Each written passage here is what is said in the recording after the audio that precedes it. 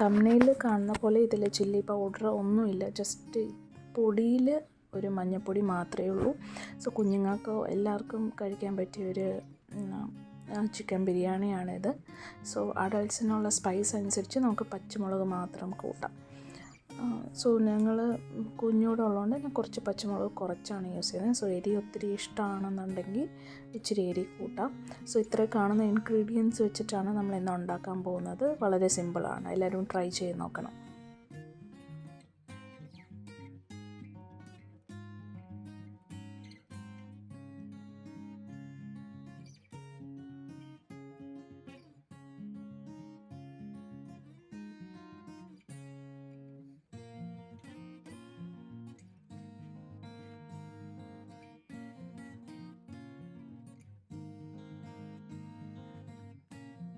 ഞാൻ ഇന്ന് പ്രഷർ കുക്കറിൽ വെക്കാതെ കടായിലാണ് വെക്കുന്നത്.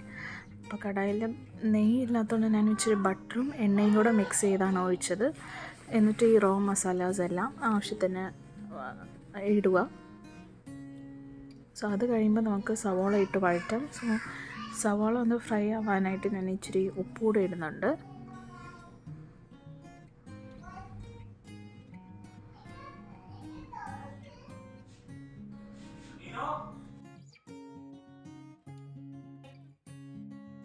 ഇതിൻ്റെ അകത്തൊരു മെയിൻ ഇൻഗ്രീഡിയൻ്റ് ആണ് ഈ കാഷ്യൂവും കേർഡൂടെ ഇട്ടടിക്കുക. സോ ആദ്യം കാഷ്യൂ ഇട്ടിട്ട് അത് പൗഡർ ആക്കിയിട്ട് വേണം കേർഡിട്ട് അടിക്കാൻ. സോ ഇതാണ് ഇതിൻ്റെ മെയിൻ മസാലയായിട്ട് നല്ല കുറച്ച് ഫ്ലേവർ തരുന്നത്. അല്ലാതെ നമ്മൾ മുളക് പൊടിയും വേറെ ഒന്നും ഇതിൽ യൂസ് ചെയ്യുന്നില്ല. സോ ഇവിടുത്തെ മിക്സിയിൽ നല്ലതായിട്ട് ഗ്രൈൻഡ് ആകാൻ ഇച്ചിരി ടൈം എടുക്കും. സോ അതുകൊണ്ട് തന്നെ ഇത്രയും നേരം ഗ്രൈൻഡ് ചെയ്യുന്നത്.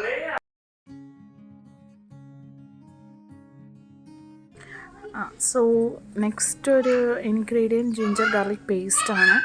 സോ അത് ഞാൻ മിക്സിയിലിട്ട് അടിക്കുന്നുണ്ട്. മീൻ വൈൽ അപ്പുറത്ത് സവോള വഴറ്റിക്കൊണ്ടിരിക്കുക.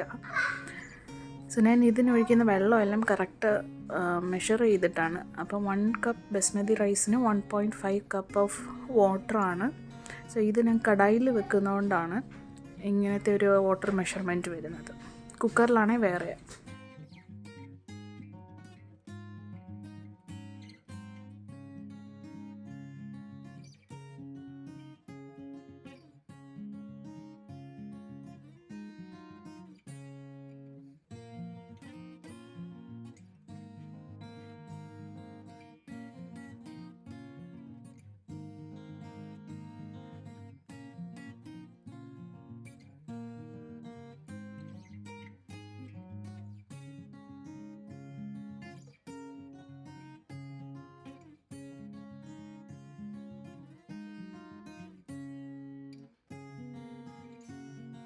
സോ ഇതിന് തക്കാളി നല്ലതായിട്ട് മാഷ് ചെയ്യണം. സോ തക്കാളി ഇട്ടിട്ട് നല്ലതായിട്ടൊന്ന് എണ്ണ പിരിഞ്ഞ് വരാനായിട്ട് ഒരു ഇച്ചിരി നേരം അടച്ച് വെക്കണം.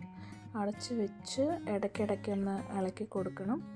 സോ തക്കാളി നല്ലതായിട്ട് എണ്ണ തെളിഞ്ഞതിന് ശേഷം നമുക്ക് ജിഞ്ചർ ഗാർലിക് പേസ്റ്റ് ഇടാം. സോ ഈ റെസിപ്പിയിൽ ഞാൻ ഒരു കുഞ്ഞ് മീഡിയം സൈസ് ഗ്ലാസ്സിൽ 3 കപ്സ് റൈസാണ് എടുത്തത്. അപ്പം അതിനുള്ള സാധനങ്ങൾ ഇത്രയൊക്കെ മതി. ഒരു 2.25 സവോള, ഞാൻ ഒരു സവോളയിൽ കാൽ മാറ്റി വെച്ചിട്ടുണ്ട്.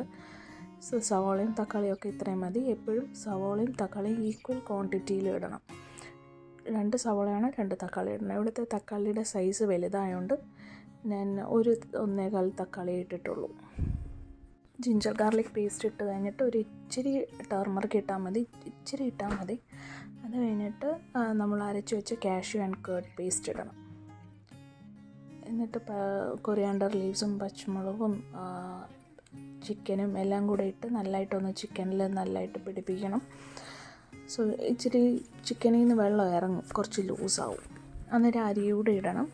അരിയൂടെ ഇട്ട് നമ്മുടെ കറക്റ്റ് വെള്ളം ഒഴിച്ച് ഇളക്കി വിടണം.